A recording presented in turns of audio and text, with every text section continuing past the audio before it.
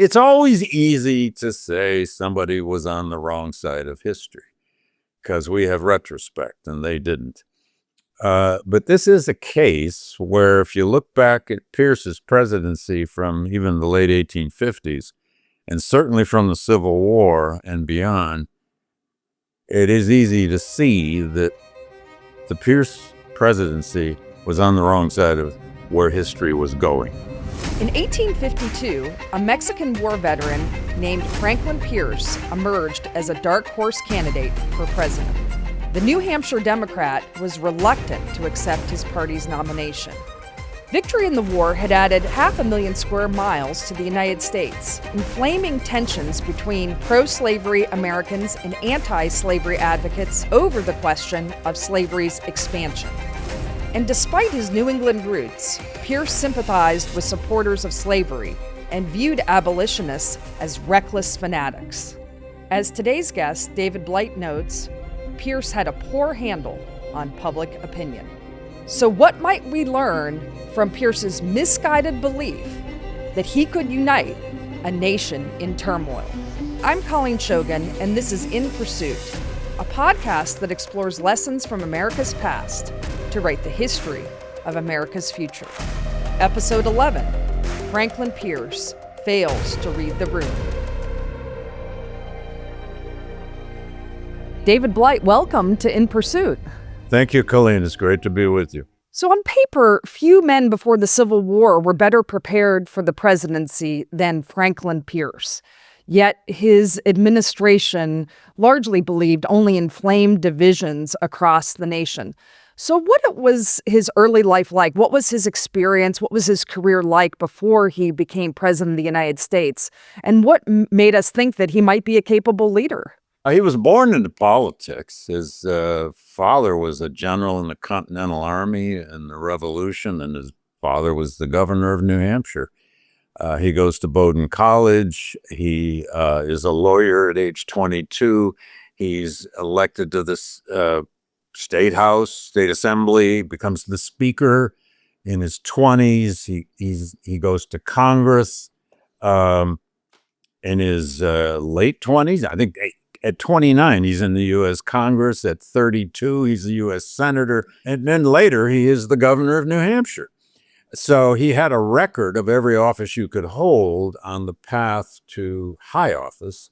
And he even had a military career. He was indeed a combat veteran of the Mexican War, although that left a strange legacy for him. So he had every kind of preparation you could have as a New England Democrat. He wasn't as ambitious as some, but he had sufficient ambition that he took every one of these steps. So he served in the Mexican War. Can you tell us a little bit, remind our listeners about the Mexican War and tell us about Pierce's involvement in it? Yeah, well, the Mexican War breaks out in 1846 because of a big border dispute. Always argued one way or another who assaulted whom. Of course, the Mexicans never recognized the Rio Grande as their border, as the U.S. claimed. They thought it was the Nueces River further north, a good deal further north. Anyway, when that war broke out, and by the way, the U.S. Congress did declare war. We don't do that anymore, but that was a declared war. Pierce volunteered. He was first a private, but because of his education and background, he immediately zoomed up to brigadier general. And in the campaign from Veracruz toward Mexico City, in one of the first battles, he was thrown from his horse badly, tore up his knee, had internal injuries that caused him to faint. Now, that left a weird legacy for him because he was sometimes later accused of being, in a very derogatory political way, the fainting general. He fainted because of pain, but he got back up, and as the story goes, he stayed with his troops all the way to the conquest of Mexico City. So he was a combat veteran of the Mexican War without question. and he fully supported the war. He was an expansionist in the 1840s. That war lasted 2 years. It brings, of course, the huge Mexican cession to the geographic United States, which is today all of Texas, New Mexico, Arizona, California, and even part of lower Colorado and Utah. This is a huge expanse of territory. It's an expansionist war, very controversial war, of course, and the country in its wake in 1848 and shortly after will reap the results of this expansionist war, and for some it meant an expansion for the spread of slavery. Pierce supported that. He was a pro-slavery Democrat, and we can come to that. But he joined up and fought in this expansionist war. So how does the Mexican War, as you said, so it expands the size of the United States, how does that affect the conversation on slavery? You have to decide what to do about these new territories when it comes to slavery. Right. And for a very long time, from the 1830s through the 40s, high politics in America between the Whigs and Democrats tried to keep the slavery issue, the expansion issue, in a shell. They tried with gag rules in the Congress to prevent its discussion. They couldn't. Of course, the Mexican War unshook this from its shell, if you like, and forced it into American politics as never before. Now you got this huge, expansive territory. Will those territories become slave states? Will they become free states? Will they somehow be divided? How can they be divided? And that's important because it has everything to do with the representation of the two sections, the free North, the slave South, in the U.S. Congress and the Senate. But even more importantly, at stake in this expansion question is the 19th century's conception of the American dream, which was this idea, for so many Northerners, it was the idea of free labor, the right to expand, the right to get land, the ability to get land cheaply, if not free, cordon it off, improve it, and then own it. And if you had to compete, if free labor ideology, getting free land in the West for this now burgeoning immigrant population, if they had to compete with slavery and the kind of oligarchy that controls slavery and its labor system, they feared they would lose. So what's at stake in these Western territories, and Pierce will pay enormously for this politically, is the future of the United States. Would the West, as Americans expand now and create new states, would it be based on free labor? And the ideology that came with that, the idea of mobility for the common man, common person, small people, or would it be a society expanding slave labor across the continent and making slavery permanent in the American political and geographic imagination? So there's a great deal at stake in the Mexican War besides just that land or wherever the border is supposed to be. And it was a bloody war, by the way, although like so many 19th century wars, many more Americans died in that war of disease they contracted than they did of combat wounds or being killed in war. But it became, for Pierce's generation, two kinds of big tests. It was the first military test for this American military. And so many men who we will later know for their fame in the American Civil War, of course, were in the Mexican War, including Lee and Grant and so many others. But it's also now the new test of whether the American political culture, the national political party system, could contain this greatest social issue, greatest political issue, social issue, which was the expansion of slavery. Pierce and everybody else in his generation is now going to inherit that question, and what they do with it has everything to do with the fate of the Union in the 1850s. Well, so Pierce is from New Hampshire, as you said before, so he's a Northerner. Yeah. So why is he not? Why is he pro-slavery? Why is he not for the gradual end of slavery, for both the moral question and then also the free labor question that you brought up? There was a powerful strain of essentially pro-slavery ideas in the Democratic Party of the 19th century, as long as it lasted down to the Civil War. The Whig Party had some of that too. That's how we got a Winfield Scott and a Millard Fillmore in 1848. But there were Northern Democrats. They will be called over time by their foes the dough-faced Democrats, meaning they were pro-slavery. Now, that pro-slavery didn't come from owning slaves. New Hampshire's never been much of a slave-holding colony or state. But it came from the belief in states' rights, came from the belief that Southerners had the perfect constitutional right, and Pierce fiercely believed this. He believed, and he had lots of close friends among Southerners from his years in Congress and otherwise. It's a fierce belief that Southerners had the right to property and man. They had the right to their enslaved property, and constitutionally, no one could do anything about that. Now, even if you had, modest anti-slavery leanings, if you believed that, then you believed that constitutionally, legally, and politically, you couldn't do anything about it. Slavery would be as permanent as Southerners chose to make it. And Pierce, to be honest about this, was essentially pro-slavery himself. I mean, he didn't own any slaves. He didn't intend to. But he fiercely defended the South's right to the ownership of slaves and their expansion and its perpetuity. This is the man who's going to get the dark horse nomination for the presidency for the Democrats in 1852. And he also, he's not a fan, certainly, of abolitionists. And, No. and it seems like he has almost an anti-abolitionist attitude. Is that correct?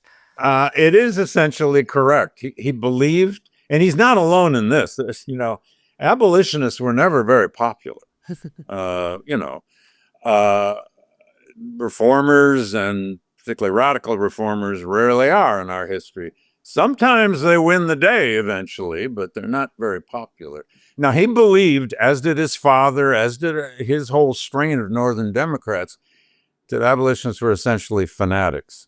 They were dangerous. In Pierce's view, there could be no comity. There could be no compromise, no perpetuity to the Union if you let abolitionists have any power at all. He feared abolitionists. He denounced them. He thought William Lloyd Garrison and his ilk, for that matter, Frederick Douglass and his ilk, were the greatest single threat to the American Union, and that they should be stopped. He believes that the South had the right to deny abolitionist literature, for example, if it's sent in the mails across the South. So, yeah. He was imbued with this strain, and so were some of the Whigs. Let's remember.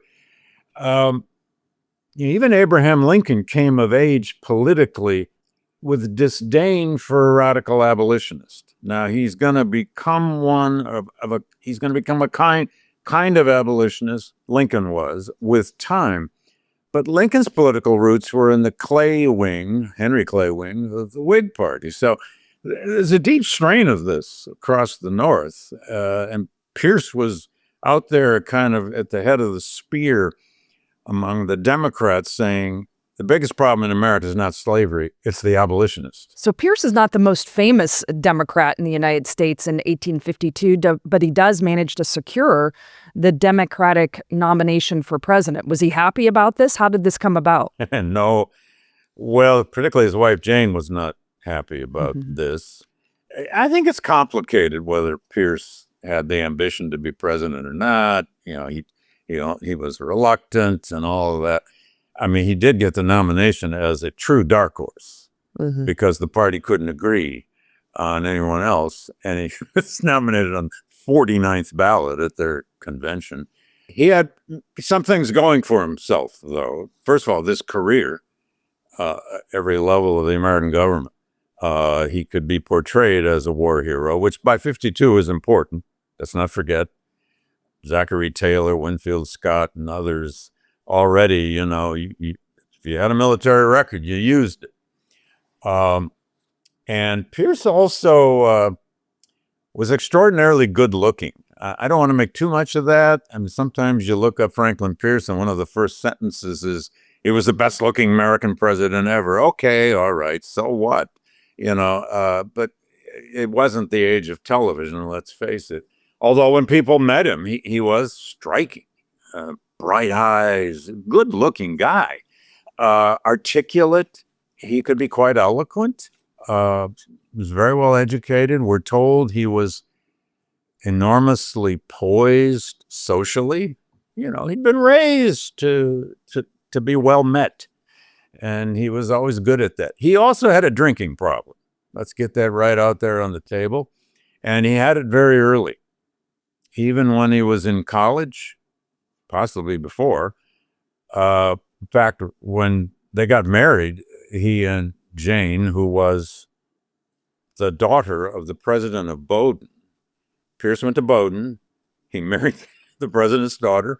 Her family didn't want her to marry him because the guy was known for his alcohol.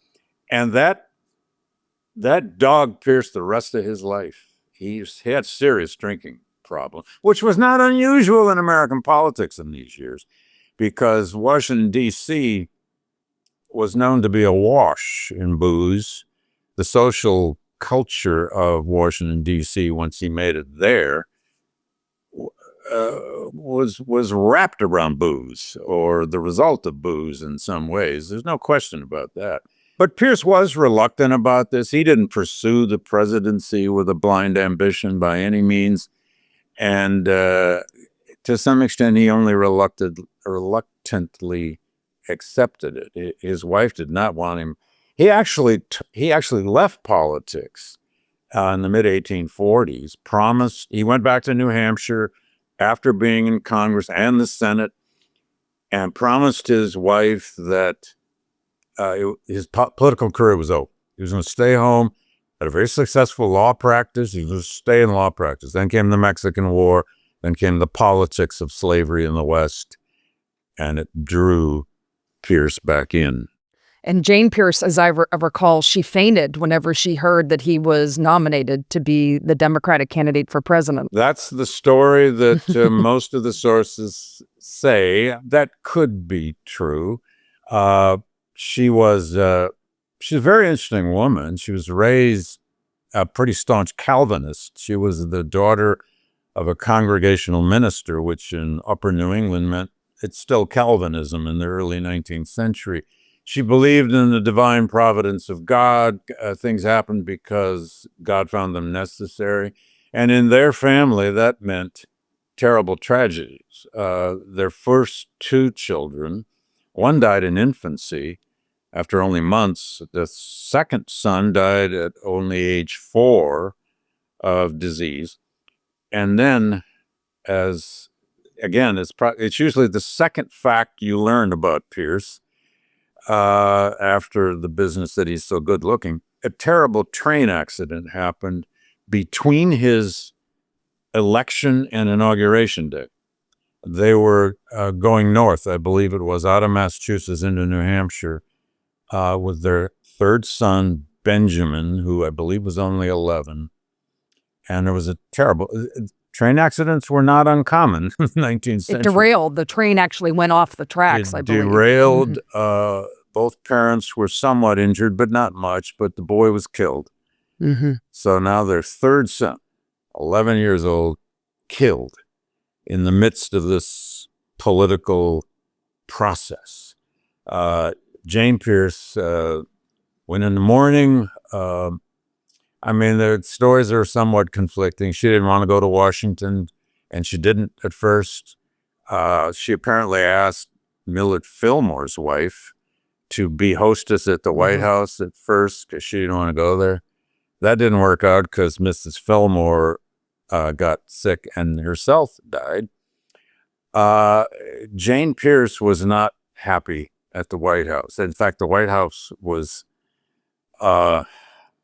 had black bunting around it for quite some time. There was no social calendar at the White House, I guess, to speak of in the first 2 years of Pierce's presidency. So it was a very divisive, difficult thing for the Pierces, to say the least. But Pierce embraced the job.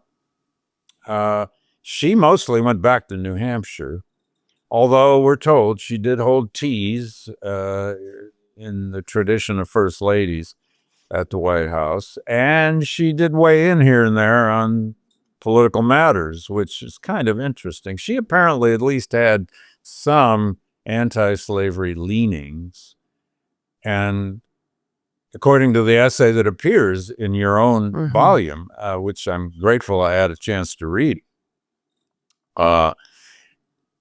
she lobbied her husband to not sign the Kansas-Nebraska Act. But of course, that didn't work. He was he was all over the Kansas-Nebraska Act, and nothing was going to dissuade him from his support of it.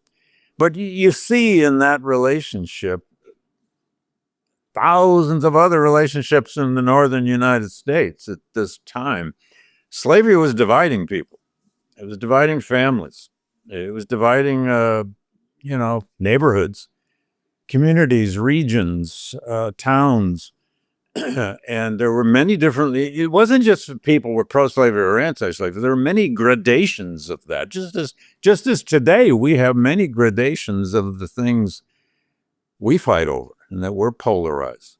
If you want to find a polarized United States, start looking at the early 1850s and follow through that decade. It's why I'm always answering when people ask, where are the historical precedents for what we're living through?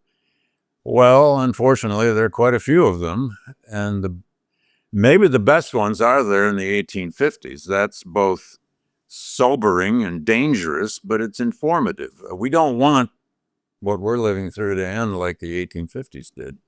When he became president, he built a cabinet that was mostly Southerners, and no less than Jefferson Davis, future president of the Confederacy, was his Secretary of War, and probably the most powerful voice in Pierce's cabinet. That's worth thinking about. Pierce takes power in 1853 and builds a cabinet into 53 and 54 at the very time the Kansas-Nebraska Act passes, at the very time Americans are trying to process the results of the Fugitive Slave Act, and there are fugitive slave rescues going on across the North, and a lot of violence. Jefferson Davis is the Secretary of War. I don't think people recall that. I don't think people really appreciate that fact. Jefferson Davis was Secretary of War down to 1857. 4 years later, he's going to be president of the Confederacy. So, I mean, and there were other Southerners who had dominant roles in Pierce's cabinet. He was quite proud of that. He didn't apologize for any of that. He believed the South politically was essentially right in its stand against those in the North, free soilers in particular, who wanted to stop the future expansion of slavery. In fact, free soilers, had come on the scene in the 1840s. The Free Soil Party ran its first candidate in 1848 and got 10% of the vote. When a third party gets 10% of the vote, that's causing trouble. And it's beginning to break apart the Whig Party, and it's beginning to peel off some Democrats. And by 52, it's really happening. And this division and breakup of the American political party system is already beginning to happen. But like many things, we don't always see the results of what's happening until they hit us between the eyes. In Pierce's case, he missed much of what was going on in American public opinion across the country. out in the great Midwest, where that Republican Party is sowing its roots. He missed some of the essence of this free labor impulse driving American politics. And by missing that, he came to so fully support Stephen Douglas's Kansas-Nebraska Act, which we should explain next, so vehemently. And, it's always easy to say somebody was on the wrong side of history because we have retrospect and they didn't. But this is a case where if you look back at Pierce's presidency from even the late 1850s, and certainly from the Civil War and beyond, it is easy to see that the Pierce presidency was on the wrong side of where history was going. Now, you just don't always know that, but he was conditioned not to know it. You say in your essay, basically that Pierce doesn't really read the room correctly, doesn't read the country in the right way. Yeah. And a lot of it has to do with the Kansas-Nebraska Act. So maybe you can tell us, give us, what is the Kansas-Nebraska Act? What is at stake there? Why does Pierce end up signing it? And what are the ramifications of it? Yeah, well, the Kansas-Nebraska Act comes about. It's brewing very much in Congress in 52 and 53. It's the result in some ways of the Compromise of 1850, which even as a big 5-part compromise had not truly settled the problem of slavery in the Western territories. And the new territories about to become ready for statehood were Kansas and Nebraska. If one looks back at a textbook map of the United States in 1852 to 54, Kansas and Nebraska are a huge swath of the territory from Kansas all the way up through out to Montana. It's everything that's left of the Louisiana Purchase that hadn't become states already. Would that vast territory and its potential, 6, 8 states or more, become slave territory or free territory? And that had to be determined. So the chairman of the Senate Committee on Territories was Stephen A. Douglas of Illinois, already arguably the most potent and powerful politician in the Democratic Party, and soon to make himself even more so. He devised a bill based upon what was called popular sovereignty. Now, popular sovereignty was supposed to be this nice, ambiguous theory that you just let people move there. It's just democracy, right? You let people move there, you have a referendum, they decide. If they vote, self-determination. Yeah. It sounds democratic, right? Sure it does, self-determination. Let people vote. Right. If they want a slave labor system, they vote for it. They don't, they don't. But of course, what happens is bleeding Kansas eventually. And by the way, the bill is so important because it's going to blow up the American political party system. The bill at first was quite ambiguous. It was just going to be, popular sovereignty will be the method. They never said a word about when these votes were supposed to occur, allowing pro-slavery folks to get there early and often. But eventually Southerners took Stephen Douglas sort of behind the shed, and they said, no, Stephen, you must explicitly repeal the old Missouri Compromise line, which was now 34 years old. That came about in 1820. It's very important to understand. The earliest compromise over slavery in the West was in 1820. Missouri came into the Union as a slave state. Maine came into the Union as a free state, and they drew the famous 3630-degree parallel across the United States and said slavery shall never exist north of that line. That was considered by Northerners, however modestly anti-slavery they might have been for free labor reasons or otherwise, however racist they might have been, that was considered what they always called the sacred pledge. The issue of slavery in the West would somehow be just geographically settled. Kansas-Nebraska Act moved all the way to that version. There were actually 3 versions, and this most radical version said that line would be repealed, explicitly repealed by this bill. Well, the proponents argued that California negated it anyways. Is that correct? Yes, because it's both above and below the 3630 parallel. So unless you divide California into 2 Californias, which was considered, of course, they always considered every conceivable kind of compromise of this, and eventually they're going to run out of them. But so the Kansas-Nebraska Act narrowly passed, and it brutally divided the Democratic Party between Northerners and Southerners, and it all but destroyed the Whig Party, which is going to have almost no representation left in the South anymore. And it gave birth overnight in the spring of 1854 to this new political group that are going to call themselves the Republicans. Now, the Republicans have roots back in the old Liberty Party and the Free Soil Party for sure, but that Republican Party, born in the spring and summer of 1854, is going to be born around the single issue at first, but a lot of other issues are going to glom onto it, of stopping the westward future expansion of slavery, and they hit a potent wave of American politics. This is what Pierce missed. That politics was so potent, especially out in what we call the Middle West. They called it the West, where Abraham Lincoln's going to come from.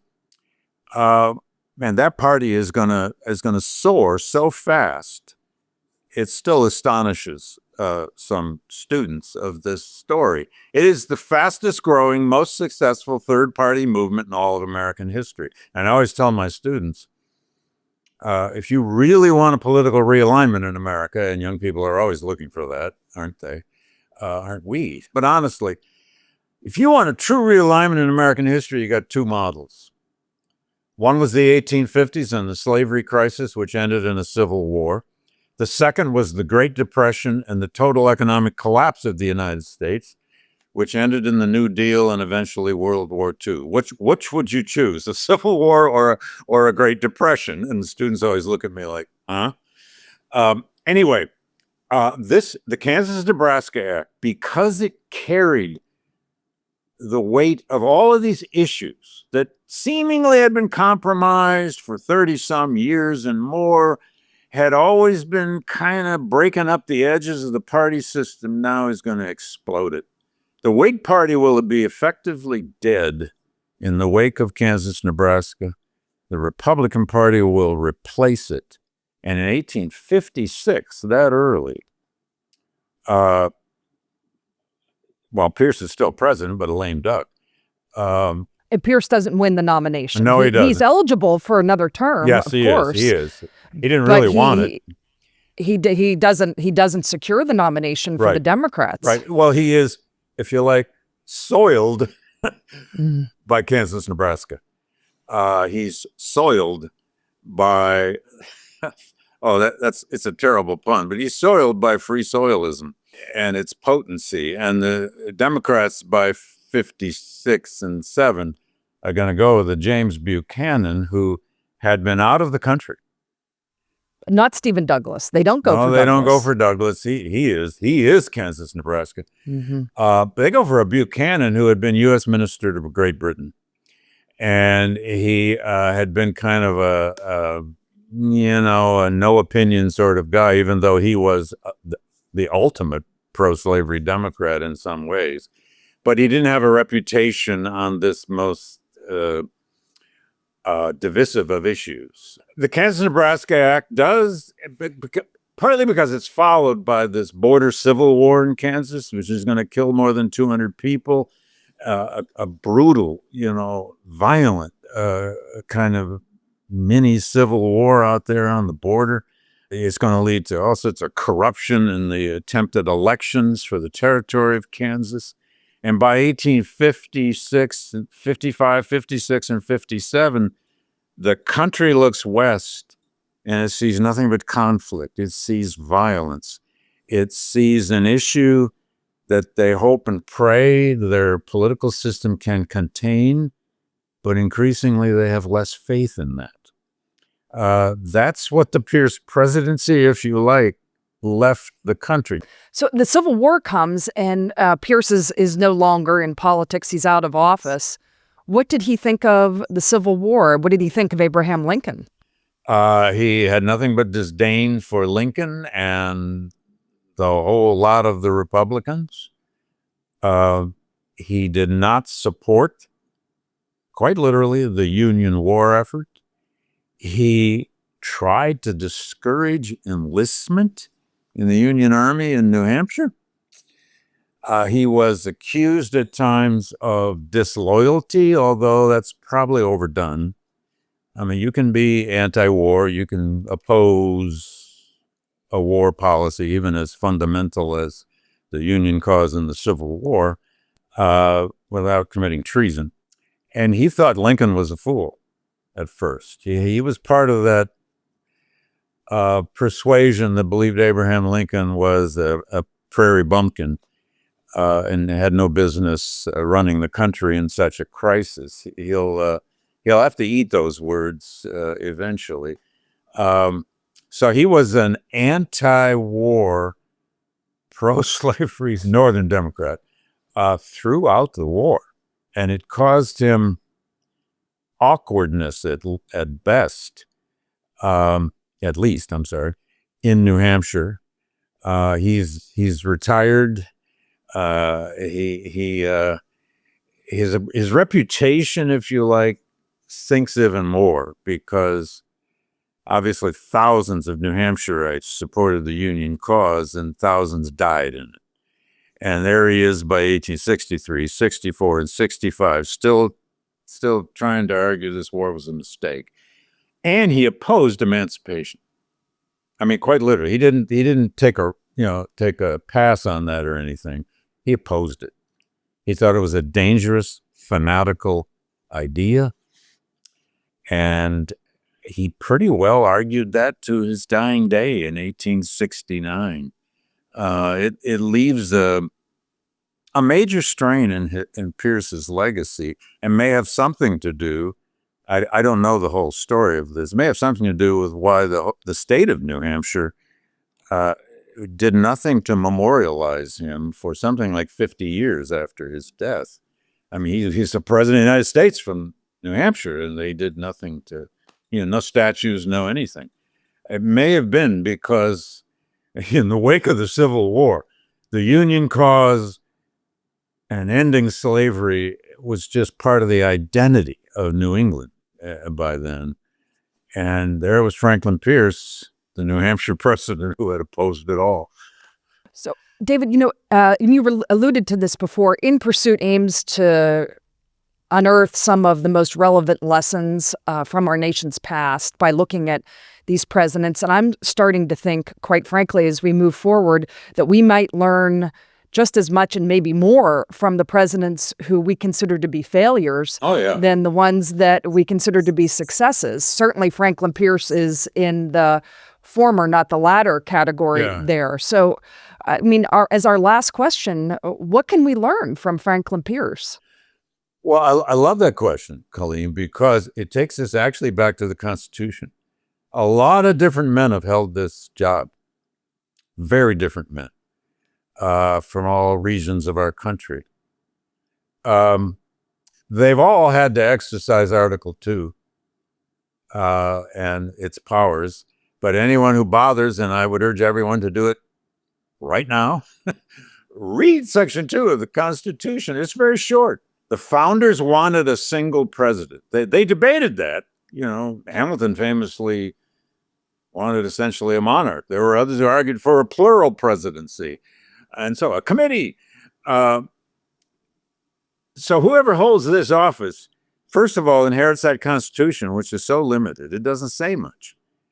And then inherits the traditions that have been tied to it. President is commander-in-chief of the military. That's made clear in the Constitution. So every president brings to that job a vision of the larger Constitution. In Pierce's case, it was a states' rights vision. He believed most power should be left to the states control all their own domestic matters and institutions. And the federal government should only do what it explicitly is given the power to do, and everything else, as in the 10th Amendment, left to the states. If you are a states' rights advocate, especially a vehement one as Pierce was, in that era, you're going to end up believing the South has its right to property in man. And that tore the United States apart. It tore the United States to pieces. It led to our most divisive event, and it forced the recreation of that very Constitution. We can go right through American history, as your book and your project does, and see these people brought to the job, political inheritances. They brought traditions to the job that they understood on one level or another, and then they brought their own beliefs, and hopefully a little bit of wisdom, and hopefully a little bit of humility, sorely lacking in our politics today. So I find it fascinating to look at the least famous, the least successful presidencies now, as I never have quite before. It's always easy to just hurry past them, look beyond them, and forget that they too had to live within Section 2 of the Constitution, or in their own ways beyond it. And of course, the presidency has grown enormous in powers because of war, industrialization, modernization, the 20th century and into the 21st century. It's grown enormous in power because of, frankly, a kind of abdication over time of the U.S. Congress, and so on. So the so-called lesser presidents have much to tell us about how this office has been interpreted, used, defined, redefined, remade, partly ruined, partly recreated over time. And again, it leaves us understanding that there's nothing static about our institutions. They're always changing, growing, developing, hopefully still keeping a link, a rope back to that Constitution, such as it works. David Blight, thank you so much for joining us on In Pursuit, and thank you for your wonderful essay on Franklin Pierce. Thank you, Colleen. It was a joy to do it. To read David Blight's essay on Franklin Pierce and to enjoy other great In Pursuit essays and podcasts, visit inpursuit.org. In Pursuit with Colleen Shogan is a podcast by More Perfect. The series is written and produced by Jim Ambusky. Production services provided by Stand Together. Our theme music is Kleos by Charlie Ryan. Audio mixing by Kurt Dahl of CD Squared. Please rate and review the show on your favorite podcast app. And tell us, which Americans inspire you?